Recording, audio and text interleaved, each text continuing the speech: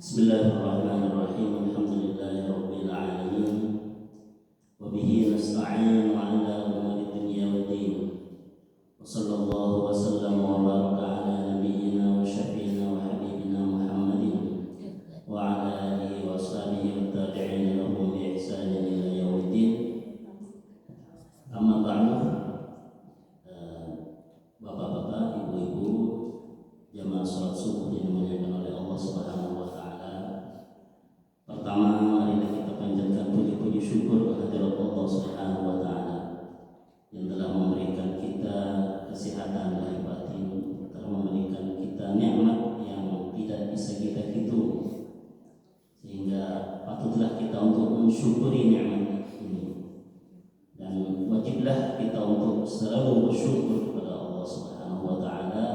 Di antara bentuk syukur kepada Allah Subhanahu wa taala mungkin pada hari ini kita setelah selesai melaksanakan kewajiban kita melaksanakan sholat subuh, kita juga sama-sama mengaji kembali, menambahkan insyaallah ilmu tentang hal-hal yang berkaitan dengan agama kita, yaitu tentang hal-hal yang berkaitan dengan rukun Islam tentunya, yang mungkin di antara kita atau kita banyak yang kita tidak ketahui, atau mungkin banyak yang kita telah lupa, yang pernah kita belajar sebenarnya di waktu dulu, karena pelajaran ilmu agama itu tidak ada batasnya, ya, tidak ada batasnya. Bahkan disabdakan dalam sebuah hadis insyaallah, yaitu utlubul ilma minal mahdi ilal lahdi. Carilah ilmu sejak kecil, maksudnya minal mahdi ilal lahdi, sampai kita meninggal, ya, maksudnya demikian. Jadi waktu mencari ilmu itu tidak ada batasnya. Bahkan mencari ilmu juga disebutkan itu termasuk kewajiban, ya, kewajiban seperti disebutkan dalam sebuah hadis insyaallah, yaitu thalabul ilmi fardhatun ala kulli muslimin, dan juga wa muslimatin dalam sebuah riwayat. Jadi mencari ilmu adalah fardhatun ala kulli muslimin, diwajibkan kepada setiap orang Islam.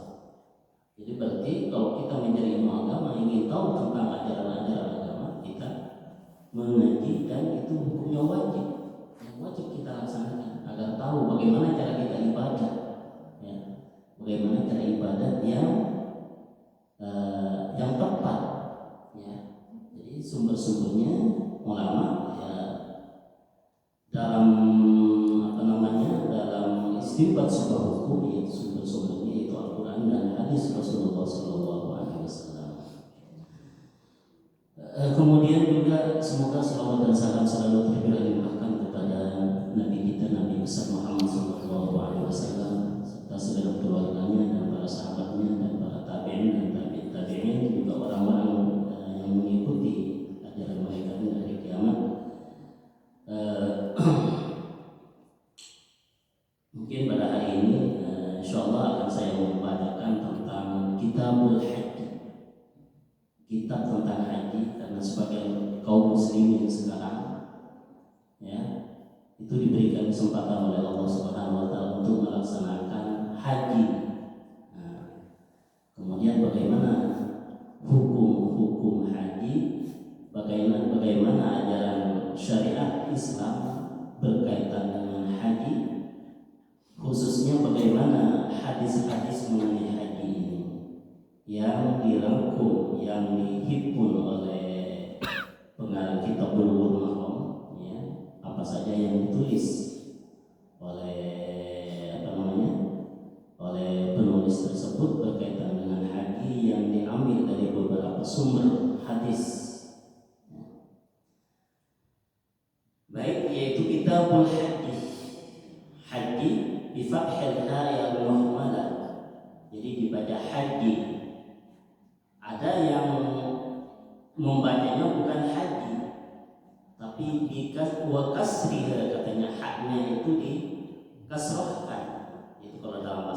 dalam bahasa kita itu sudah terkenalnya dengan haji.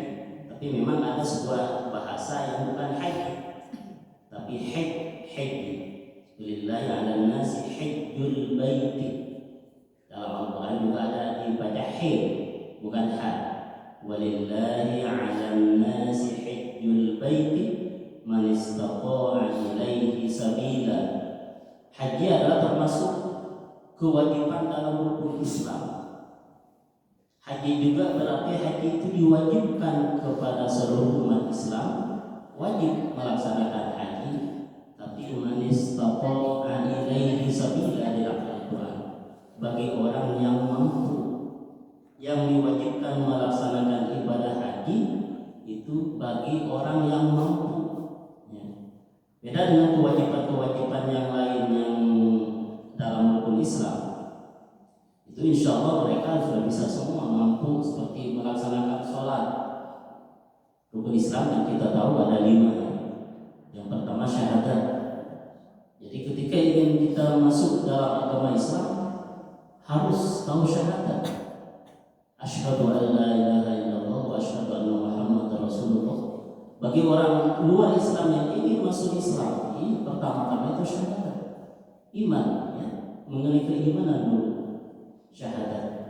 Jadi kalau umat Islam biasanya lebih sering membaca syahadat, ya, sering. Minimal sehari semalam berapa kali kita baca syahadat? Minimal sehari semalam kita membaca syahadat 5 kali, ya.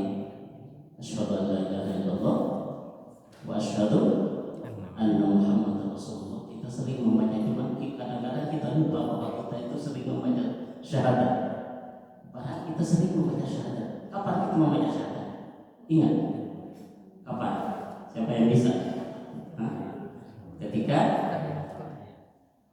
Ketika tahiyat akhir, ketika sholat. Itu banyak orang yang ketika ditanya, kamu sering baca syahadat enggak? Itu banyak yang enggak tahu. Kenapa? Karena sholatnya sering lupa apa yang dibaca.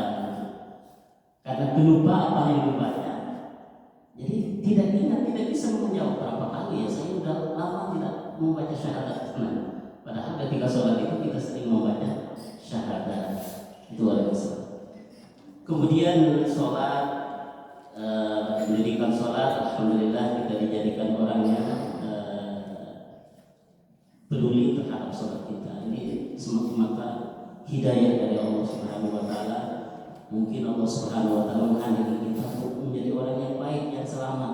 Jadi syukuri ini, ya. Karena banyak orang yang tidak melaksanakan sholat.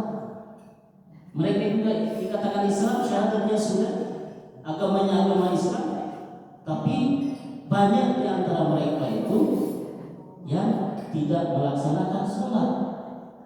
Jadi tidak peduli apa sholat wajib atau enggak, ya udah Islam saja, hidup saja, tapi tidak peduli kewajiban melaksanakan sholat. Padahal sholat itu pertama-tama amalan yang ditanya nanti di hari kiamat.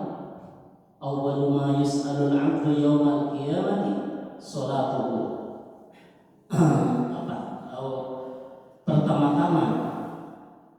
Pertama-tama yang ditanyakan nanti di hari kiamat adalah sholatnya. Jadi saking pentingnya sholat.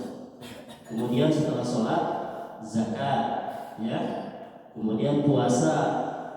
Kemudian yang terakhir rukun Islam yaitu haji. Itu yang masuk rukun. Sangat penting di dalam Islam itu melaksanakan ibadah haji. Namun haji itu dilaksanakannya bukan di setiap tempat. Bukan. Haji itu hanya di satu tempat, yaitu kalau sekarang di pelaksanaan ibadah haji itu Makkahul Mukarramah. Begitulah, walillahi 'alan nasi hajjul baiti man istata'a ilaihi sabila. Hajjul bait. Jadi Allah Subhanahu wa taala mewajibkan kepada manusia untuk haji ke Baitullah. Itu di mana Baitullah? Yaitu terletak di Makkah Al-Mukarramah. Jadi apabila orang memalingkan haji, tidak haji kepada Baitullah, itu tidak benar, atau mengatakan bahwa haji itu tidak harus ke Baitullah, itu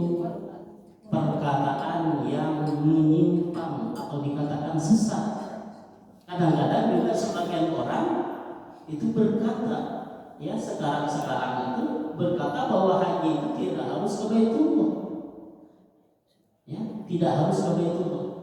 Jadi kalau ada orang yang mengatakan demikian, maka perkataannya itu benar-benar sesat, salah, tidak benar. Yang mengatakan haji itu bukan ke Baitullah. Di mana di antara kaum muslimin yang mengajak haji bukan ke Baitullah? Ada sebagian golongan yang mengatakan bahwa haji itu tidak harus ke sana. Itu Masya Allah, ini termasuk fitnah agama Islam. Mereka mengaku Islam tapi mengajak haji kepada selain Baitullah. Yang seperti itu sudah banyak kesesatan ya. Seperti yang di antara yang diajarkan, kalau saya ada dengar itu, di antara yang diajarkan itu seperti orang Syiah. Kaum itu masuk golongan yang sesat. Bahkan di berbagai negara itu disesatkan ajarannya sudah banyak menyimpang dari ajaran Rasulullah SAW. Bahkan mereka itu mengaku cinta kepada Ahlul Bait. Tapi Ahlul Bait yang mana yang dicintakan? Ahlul Bait itu tidak demikian ajarannya. Jadi itulah setelah lamanya agama Islam ditinggalkan oleh nabinya, malah mereka banyak membuat ajaran-ajaran sendiri yang banyak tidak sesuai dengan ajaran nabinya, sehingga mereka itu oleh para ulama dihukumi kaum yang sesat. Nauzubillah, semoga kita dijauhkan dari ajaran mereka. Itu termasuk fitnah terhadap agama Islam. Jadi haji itu ke Baitullah.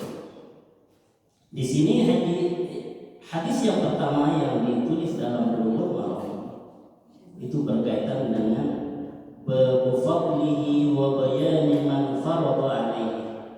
Ini dalam di berikutnya ini menjelaskan tentang keutamaan haji dan orang-orang yang diwajibkan melaksanakan ibadah haji. Siapa saja yang diwajibkan melaksanakan ibadah haji ini akan disebutkan dalam beberapa hadis berikutnya. Yang pertama yaitu hadis dari Abi Hurairah radhiyallahu anhu, dari Abi Hurairah radhiyallahu anhu, anna Rasulullah sallallahu alaihi wasallam qala, sesungguhnya Rasulullah sallallahu alaihi wasallam bersabda, wal umratu ila al umrati kaffaratun lima bainahuma. Ini bukan hanya menjelaskan haji, tapi hadis pas bertepatan sekali juga menyebutkan, Rasulullah menyebutkan umrah. Ya. Kalau umrah bukan rukun Islam, umrah, tapi sangat dianjurkan. Ada sebagian ulama yang mengatakan umrah itu juga wajib, tentunya bagi yang mampu, cuma tidak masuk kepada rukun Islam. Ya, ada yang mengatakan demikian. Tapi jumhur ulama mengatakan bahwa umrah itu sunnah, tidak wajib, ya, sunnah. Jadi bagaimana keutamaan melaksanakan ibadah umrah? Wal umratu ila al umrati kaffaratun, dan umrah kepada umrah berikutnya yaitu menjadi penebus dosa di antara kedua umrah, lima bainahuma.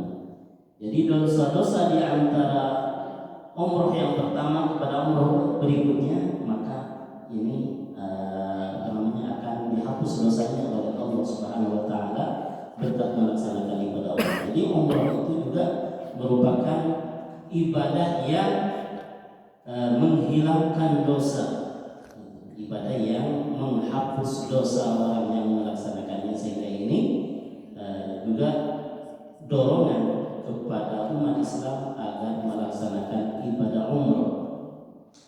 Kemudian wal hajjul mabrur, ini berkaitan dengan haji. Fadilah haji itu al hajjul mabrur, dan haji mabrur, haji yang bagus. Bagaimana yang dikatakan haji mabrur? Di sebagian ulama berkata huwal ladzi la yukhalituhu syai'un minal itsmi, yaitu haji yang dilaksanakan dengan tidak tidak ada perbuatan dosa ketika melaksanakan ibadah haji. Itu haji mabrur, ya, arti haji yang sangat berhati-hati sekali ketika melaksanakan ibadah haji. Ini sebagian ulama mengatakan demikian. Ada sebagian ulama yang mengatakan wakilahu walladhi tadharu thamratuhu ala sahibihi, yaitu haji yang hasilnya itu kelihatan. Jadi haji yang orang ketika pulang itu perbuatannya lebih baik daripada sebelum haji. Itu tanda-tanda haji mabrur. Bi ayyakuna haluhu ba'dahu khairan min halihi qablahu. Jadi sebelum haji orang perbuatannya setelah haji lebih baik daripada sebelumnya. Ya, itu hajinya berarti menurut sebagian ulama tanda-tanda haji mabrur, orang yang melaksanakan ibadah haji setelah hajinya lebih bagus perilakunya daripada sebelumnya. Itu tanda-tanda ibadah haji menjadi haji mabrur. Kemudian kalau haji mabrur itu apa fadilahnya? Haji mabrur itu wal hajjul mabrur laisa lahu jazaa'un illa jannah, sabda Rasulullah SAW. Tidak ada balasan baginya kecuali surga. Jadi yang pantas untuk menjadi balasan orang yang melaksanakan ibadah haji itu surga. Jadi sangat besar sekali, sampai dinyatakan oleh Rasulullah SAW balasan ibadah haji tidak lain hanya surga balasannya. Itu haji yang sesuai dengan tuntunan Rasulullah SAW, haji yang bagus, hajinya yang ketika melaksanakan ibadah haji itu benar-benar orang yang melaksanakan dengan benar, dengan penuh harapan ridho dan maghfirah dari Allah Subhanahu wa taala. Kemudian setelah pulang ke rumahnya, ke kampung halamannya, orang yang menjadi lebih baik daripada sebelumnya dari agamanya dan lain semacamnya, itu tanda-tanda haji mabrur. Maka balasannya kata Rasulullah SAW, tidak ada balasan selain surga. Siapa yang tidak ingin surga? Semuanya kita juga sehari-hari itu sebenarnya apa yang kita laksanakan untuk itu, agar kita dimasukkan oleh Allah ke surganya Allah, agar kita termasuk orang-orang ahli surga. Seperti kita ini mengaji seperti ini juga, ini dalam hati terlintas, ada dalam hati kita. Sebenarnya kita capek-capek seperti ini, biasanya kita mungkin ingin senang-senang, tapi kita enggak. Ini sebenarnya harapan kita itu agar kita dimasukkan oleh Allah ke golongan orang-orang ahli surga. Ya, karena manusia itu banyak kelompok-kelompok nanti. Ya, kalau kita mungkin pengennya dikelompokkan oleh Allah Subhanahu wa taala termasuk kelompok ahli surga.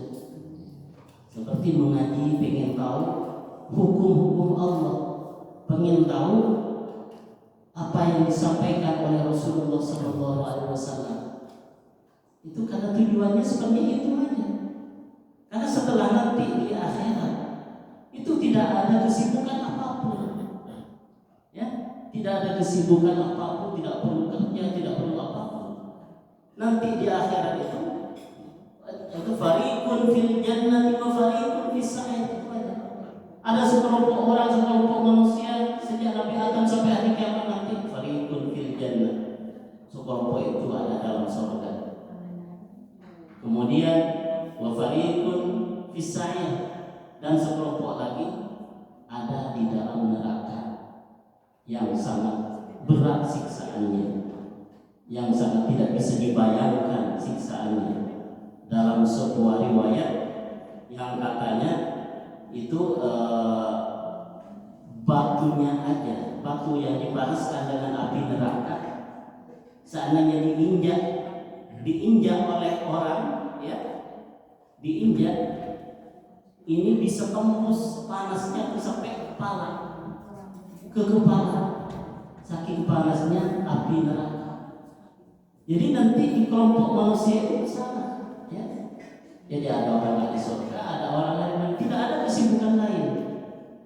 Bagi ahli surga, mau apapun sebagaimana disebutkan di dalam Al-Quran, itu ada, mau apapun, apa yang terlintas dalam benaknya, dalam hatinya, maka tinggal terwujudlah apa keinginannya. Tidak seperti kehidupan di dunia yang harus untuk mewujudkan keinginan maka harus capek dulu gitu.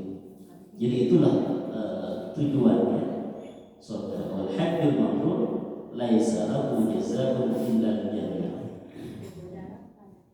Ini hadis yang pertama. Kemudian hadis yang kedua itu diriwayatkan dari Aisyah radhiyallahu anha qalat. Aisyah berkata, "Qultu," saya bertanya, ya Rasulullah, wahai Rasulullah, "Ala nisa'i jihadun?" Apakah kaum perempuan itu wajib jihad? Wajib jihad, berperang melawan musuh. Itu jihad asal artinya itu berperang, ya, berperang. Jadi jihad itu asal maknanya yaitu berperang melawan musuh, berperang. Karena musuh kita kan memusuhin kita, memusuhin kaum muslimin, terutama dulu kaum muslimin itu dilarang untuk melaksanakan agamanya. Dia ejek-ejek karena Islam itu kan agama baru dulu kan. Sebelumnya kan agama mereka menyembah berhala, menyembah patung ketika di Makkah dulu.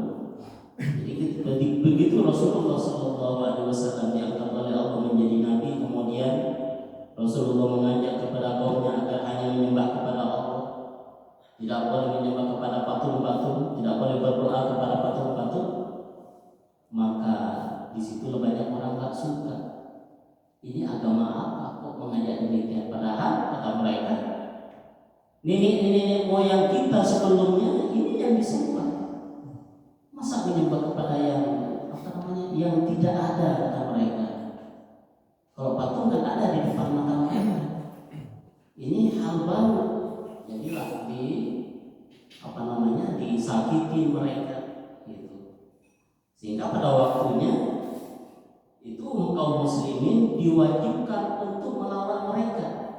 Kalau pertama-tama kan dengan rahasia, tapi pada waktunya setelah kaum muslimin itu kuat, Nabi Muhammad SAW banyak pengikutnya, maka oleh Allah Subhanahu Wa Taala orang yang mengejek mereka, orang-orang kafir yang menentang ajaran mereka, wajib diperangi, dan perang itulah dikatakan jihad.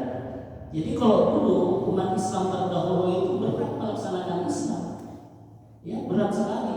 Jadi takut melaksanakan Islam. Tapi dengan kekokohan iman mereka dan keimanan mereka terhadap agama Islam, maka mereka tetap melaksanakan seberat apapun. Seberat apapun tetap mereka hadapi. Jadi di sini dalam hadisnya, apakah perempuan itu ada jihadnya? Jihad dalam satu arti juga itu mengeluarkan segala tenaga dengan segala kekuatan mereka, itu jihad. Kata Rasulullah, qala na'am, iya. Jadi perempuan juga itu ada jihad. Alaihinna jihad, mereka wajib berjihad, tapi la kita tapi tidak ada perang di dalamnya. Termasuk jihad juga walaupun tidak ada perang. Walaupun pada dasar asal mananya jihad itu ada perangnya, perang melawan musuh-musuh kaum muslimin ketika dulu, ya. Tapi di sini ada jihad tapi tidak ada perangnya. Apa kata Rasulullah? Al-hajju wal umrah. Haji termasuk jihad. Wal umrah dan umrah. Masyaallah. Jadi perempuan juga diwajibkan untuk jihad yang tidak ada perangnya. Jadi jihad itu tidak selalu berperang. Demikianlah. Jihad itu perjuangan tapi tidak selalu berperang. Jadi tidak semua jihad itu harus berperang. ada jihad tidak berperang, jadi tidak usah takut masalah kata-kata jihad gitu ya. Kenapa? Karena dalam Islam juga pun jihad itu tidak harus berperang. Ada jihad yang tidak berperang. Nah, kalau di sini disebutkan jihad yang tidak ada perangnya yaitu haji. Haji itu termasuk jihad karena membutuhkan tenaga yang besar. Berat memang benar dalam melaksanakan ibadah haji. Kalau dulu, beda dengan sekarang. Sekarang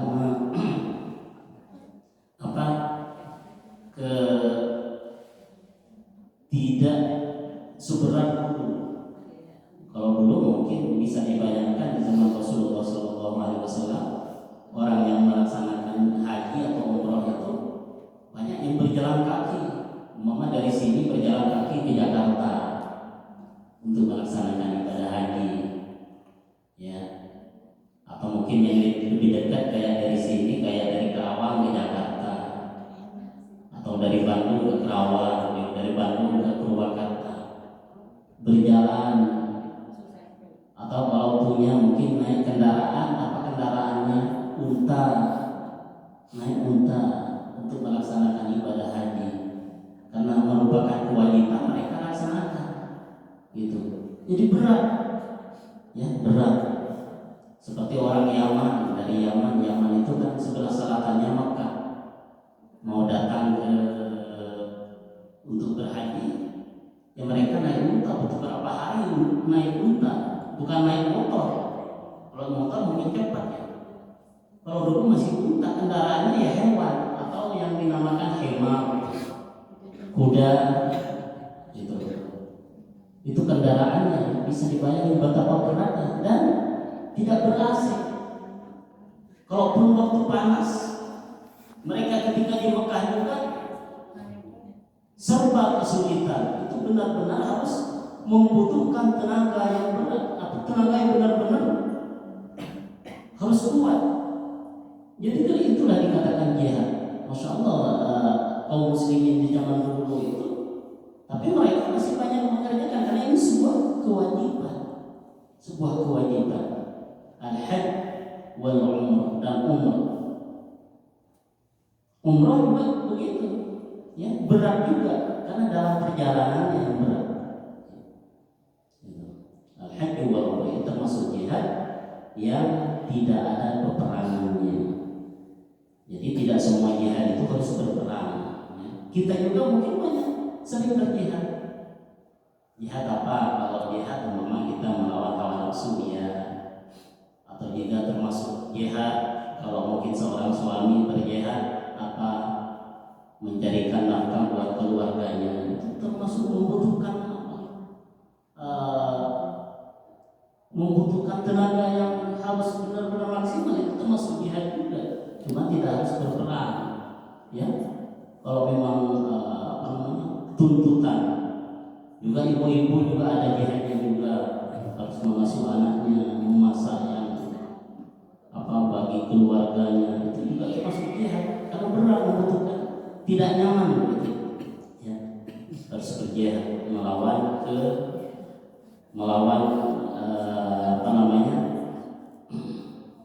kemalasan, malas dan lain sebagainya, berjihad. Jadi di sini kata Rasulullah SAW, mereka itu juga wajib berjihad, tapi jihad yang tidak ada peperangannya, yaitu seperti haji dan umroh. Jadi haji dan umroh juga dimasukkan ke jihad, namun tidak ada peperangannya. Ini hadis ini diriwayatkan oleh Ahmad dan Ibnu Majah. Wallafdhu lahu, dan bunyi hadis ini, redaksi hadis ini ada dalam kitab Ibnu Majah. Tapi sanadnya sahih, wa isnaduhu sahih. Sanadnya itu sahih. Jadi yang membawa berita ini sahih, benar. Jadi benar keadaannya, ini hadis dari Rasulullah SAW. Wa asluhu, dan asal hadis ini juga dalam kitab Sahih Bukhari dan Muslim. Dalam kitab Sahih itu ada. Walaupun memang bunyi hadisnya berbeda. Itu hadis yang kedua. Kemudian hadis yang ketiga, Jadi intinya di sini yang kewajiban melaksanakan ibadah haji bukan hanya buat laki-laki saja, tapi perempuan. Tentu dengan dalam kategori liman istata'a ilaihi sabila, orang yang mampu, ya, yang mampu ke sana. Kemudian yang mampu bagaimana? Mampu dari kesehatan. Kalau sehat jasmani bisa bepergian. Kalau sudah tua juga tidak bisa. Ya, tidak kewajiban melaksanakan ibadah haji. Mampu secara finansial mampu, tapi sudah tidak bisa duduk. Mau duduk di kendaraan susah. Mau naik pesawat sudah tidak bisa. Itu tidak kewajiban, tidak diwajibkan. Ya, itu laki-laki. Kemudian aman dalam perjalanan. Jadi mampu sehat jasmani, kemudian kemampuan punya finansial, harus punya bekal, ongkos. Kalau sekarang mungkin berapa juta harus punya. Ya, kalau punya uang segitu, itu kewajiban melaksanakan ibadah. Kalau tidak punya, tidak wajib. Tidak harus, atau tidak memberatkan, udah nggak usah haji. Kalau tidak bisa, jangan dipaksakan. Atau mungkin ada kebutuhan lain yang lebih mendesak, tidak wajib. Ya, ya umpama masih harus makan banyak keluarganya yang ditanggung, punya uang segitu 40 juta punya untuk setor, tapi ini nggak punya rumah. Ya, namanya nggak punya rumah yang layak, ya, juga tidak wajib. Jadi berarti tidak lebih dari itu. Atau untuk dimakan tidak ada juga, itu tidak kewajiban. Jadi termasuk mampu secara finansial. Jadi mampu fisik harus, finansial juga ada bekal, ya. Kemudian juga aman di perjalanan. Kalau tidak aman dalam perjalanan, maka juga tidak wajib. Jadi harus, kalau sekarang insya Allah sudah dijamin keamanan. Tapi dalam satu waktu kalau memang ada peperangan, mau menuju ke Baitullah, ke Makkahul Mukarramah, di situ harus lewat jalan yang ada peperangan dan berpotensi untuk tidak bisa. Maka itu juga tidak kewajiban pada waktu itu. Walaupun pada waktu itu sudah sehat atau sudah memiliki bekal atau biaya untuk melaksanakan ibadah haji sudah, tapi dalam perjalanannya tidak aman, maka juga tidak diwajibkan untuk melaksanakan ibadah haji. Jadi yang diwajibkan melaksanakan ibadah haji orang yang mampu pergi ke sana, mampunya ya ada secara fisik, finansial, dan juga perjalanan itu aman.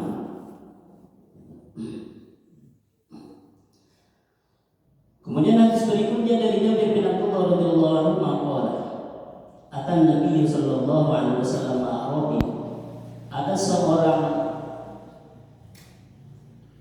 ahli Badui, ada orang Badui di orang Arab, ini artinya orang-orang di negara Arab, itu datang kepada Rasulullah sallallahu alaihi wasallam.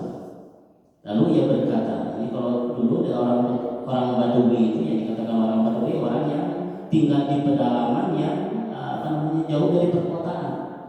Mereka tidak ingin tinggal di kota-kota atau di keramaian, itu tidak ingin. Mereka itu memang ahli pedalaman benar, orang kampung benar gitu. Sehingga kadang-kadang omongannya itu tidak berbeda dengan omongan-omongan orang kota. Jadi kasar atau bagaimana, itu orang ahli Badui dulu di Arab ya. Jadi datang kepada Rasulullah, faqala ya Rasulullah, dia bertanya kepada Rasulullah, akhbirni 'anil umrah. Nah, dia yang ditanyakan tentang Islam tentang umrah. Beritahu kepada kami Rasulullah tentang umrah. Awajibun, ya, apakah ia wajib? Kata orang ahli Badui itu. Kalau umrah itu wajib enggak? Faqala, beliau berkata, la, tidak wajib umrah. Wa anta tamir khairul lak, dan engkau berumrah itu lebih baik bagimu. Jadi tidak wajib, tapi kalau melaksanakan itu bagus. Umrah tidak wajib, tapi melaksanakan umrah itu sangat bagus sekali. Khairul lak, lebih bagus bagimu. Ini diriwayatkan oleh Ahmad dan Tirmidzi. Tapi warrajih waqfuhu. Jadi yang hadis ini yang kuat itu bukan dari Rasulullah. Jadi dinamakan hadis mauquf. Ya, ini pembahasan dalam ilmu hadis, mustalah hadis. Jadi dikatakan, jadi bukan dinisbatkan kepada Rasulullah. Itu orang Badui itu sebenarnya bertanya kepada Jabir. Jadi ini katanya Jabir yang berijtihad, ada orang bertanya itu bagaimana umroh wajib enggak? Tapi kata dijawab faqala la tidak wajib. Dijawab memang umroh itu tidak wajib. Memang ada sebagian ulama juga yang mewajibkan. Hadis berikutnya dari Anas radhiyallahu anhu qala, ya Rasulullah, qila ya Rasulullah, mas-sabil. Ini dulu banyak kaum muslimin itu bertanya tentang agama kepada Rasulullah. Karena apabila tidak tahu tentang agama, ditanyakan dari apa? Dari saking perhatian mereka terhadap agama yang dibawa oleh Rasulullah sallallahu alaihi wasallam. Ya. Jadi orang dulu juga pun itu sangat perhatian terhadap agamanya, sehingga mereka bertanya tentang ajaran-ajaran yang dibawa oleh Rasulullah sallallahu alaihi wasallam. Tentang umroh ditanyakan dan lain semacam, banyak pertanyaan-pertanyaan. Di sini juga Rasulullah itu ditanya oleh seorang sahabat, mas-sabil, apa yang dikatakan perjalanan? Ya, maksudnya di dalam Al-Quran dikatakan orang yang haji itu mampu mampu dalam perjalanan ke Baitullah. Apa yang dimaksud perjalanan itu? Kalau Rasulullah menjawab, az-zadu war-rahilah. Az-zad bekal, war-rahilah dan kendaraan. Jadi ada bekal selama pelaksanaan ibadah haji, juga ada kendaraan. Gitu. Itulah yang dikatakan sabil. Jadi bisa yang diwajibkan ke sana punya bekal dan kendaraan. Jadi kalau orang yang jauh tidak punya kendaraan, maka menurut hadis ini tidak kewajiban melaksanakan ibadah haji. Satu lagi hadis dari Ibnu Abbas an-Nabi sallallahu alaihi wasallam, bahwa sesungguhnya Rasulullah sallallahu alaihi wasallam bertemu dengan sebuah rombongan lagi Rabban bin Rawha di wilayah Rawha. Rawha itu dekat Madinah. Madinah kalau dari Makkah ke arah utara itu Madinahnya. Jadi kalau ke arah utara biasanya udah agak dingin karena sudah dekat dengan kalau sekarang benua Eropa. Ya. Jadi di kawasan Madinah itu lebih dingin daripada Makkah. Makkah itu kan agak ke selatan. Kalau dari Makkah ke Madinah mungkin sekitar perjalanan, kalau perjalanan sekitar 5 jam, 4 jam, 4 jam setengah gitu sekitar menuju ke Madinah. Atau mungkin kalau sekarang sudah ada kereta cepat Al-Haramain, itu hanya ditempuh dalam waktu 1 jam saja sudah nyampe dari Makkah ke Madinah. Kalau dulu mungkin di zaman Rasulullah pastilah tidak ada kendaraan yang cepat begitu. Mereka pasti kendaraannya hewan. Jadi Rasulullah ketemu dengan sebuah rombongan di Rawha dekat Madinah. Faqala, lalu beliau bertanya, "Manil qaum?" Siapa ya kelompok ini? Kata Rasulullah. "Manil qaum?" Ini siapa? Rombongan ini siapa? Faqalu, lalu mereka berkata atau menjawab, "Man anta?" Mereka bukannya menjawab, ya, tapi malah balik nanya mereka. Ditanya demikian, kalian itu siapa? Maka mereka bertanya, "Man anta?" Emang engkau siapa, Bapak? Kalau sekarang, emang kamu siapa? Emang Bapak siapa? Katanya. Faqala Rasulullah sallallahu alaihi wasallam menjawab. Jawaban Rasulullah setelah ditanya demikian, Rasulullah, saya utusan Allah. Setelah ditanya Rasulullah, mungkin mereka itu kata sebagian ulama itu Rasulullah bertemu rombongan tersebut di waktu malam, sehingga mereka itu tidak tahu bahwa itu Rasulullah. Ada ulama yang berkata ini pertemuan itu di siang hari, cuma mereka itu tidak pernah melihat Rasulullah sebelumnya, sehingga mereka bertanya, engkau siapa? Bapak ini siapa? Oh iya, saya itu utusan Allah, saya itu Rasulullah, kata Rasulullah. Kemudian setelah begitu, farafa'at ilaihi imra'atun sabiyyah. Dalam rombongan itu ada perempuan. Lalu perempuan yang membawa anak-anak bayi, anak-anak membawa anak, ya. Lalu diangkat anaknya itu, farafa'at ilaihi imra'atun sabiyyah. Perempuan mengangkat anak, diperlihatkan kepada Rasulullah. Lalu faqalat, perempuan itu berkata, alihada hajjun, apakah anak ini boleh melaksanakan ibadah haji? Anak yang masih belum balik. Qala, beliau menjawab, na'am, iya, walaka ajrun, dan bagimu pahala. Jadi intinya anak ini tidak kewajiban melaksanakan ibadah haji, tapi hajinya sah. Jadi tidak wajib melaksanakan ibadah haji, karena di sini pertanyaannya apakah boleh anak itu melaksanakan ibadah haji? Kalau ini anak ini boleh nggak haji yang oleh Rasulullah? Kata Rasulullah, iya boleh. Engkau engkau mendapat pahala. Jadi orang tuanya mendapat pahala. Anak yang melaksanakan ibadah haji, hajinya sah dan pahalanya juga bagi orang tuanya. Walaka ajrun, dan kamu akan mendapat pahala. Tidak kewajiban melaksanakan ibadah haji, hajinya sah, dan ia mendapat pahalanya itu bagi orang tuanya. Rawahu Muslim. Ini beberapa hadis berkaitan dengan ibadah haji, tapi bukan teknik pelaksanaannya, masih belum kepada teknik pelaksanaan ibadah haji. Jadi hanya menjelaskan pertama-tama menjelaskan tentang fadilah, keutamaan ibadah haji dan umroh.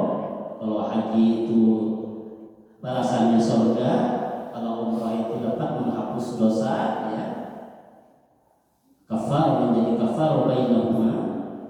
Kemudian juga yang kewajiban melaksanakan ibadah haji itu bagi orang yang mampu, baik laki-laki maupun perempuan, dan anak-anak itu tidak kewajiban melaksanakan ibadah haji, tapi hajinya sah. Juga begitu juga umroh. Anak-anak berarti tidak diwajibkan untuk melaksanakan umroh, tapi kalau apabila umroh maka umrohnya sah dengan dikiaskan kepada haji dalam hadis ini. Jadi sah juga. Jadi kewajiban, jadi orang mukallaf ya, itu sama dengan kewajiban-kewajiban yang lain, harus Islam, harus mukallaf, harus baligh, itu juga. Dan ada tambahan syarat, kalau di dalam haji itu harus mampu, punya kemampuan baik secara fisik maupun kemampuan finansial, dan juga mampu dalam menjalankan perjalanan, seperti dalam perjalanan itu harus aman gitu. Belum hadis-hadis belum masuk kepada teknik pelaksanaannya. Kalau teknik pelaksanaannya ibadah haji itu sebenarnya bukan, itu dimulainya dari tanggal berapa? Dari wukuf di Arafah atau tanggal 8 mabit di Mina, walaupun bukan kewajiban. Jadi nanti tanggal 8 bulan Dzulhijjah itulah baru melaksanakan ibadah haji, hajinya pas hajinya, ya. Tapi orang berniat dari sekarang, dari bulan Syawal. Kalau bulan-bulan haji itu dari bulan Syawal, Dzulqa'dah, Dzulhijjah. Jadi kalau orang udah masuk bulan Syawal mau niat haji, itu sudah bisa. Dari bulan Syawal. Al-Hajju Ashhurul Ma'lumat dalam Al-Quran. Al-Hajju Ashhurul Ma'lumat. Jadi bulan-bulan haji itu ada bulan-bulan tertentu, tidak dalam satu tahun itu bisa haji, tidak. Haji itu bulannya 3. Jadi Syawal, bulan Dzulqa'dah, bulan Dzulhijjah. Jadi dari bulan Syawal bisa sudah niat haji, niatnya, permulaan niatnya.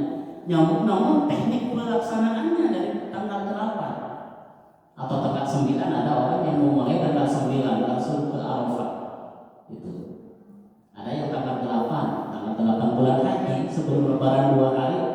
Yang kalau orang-orang Islam itu disunahkan berpuasa, puasa apa? Kalau tanggal 8? Puasa?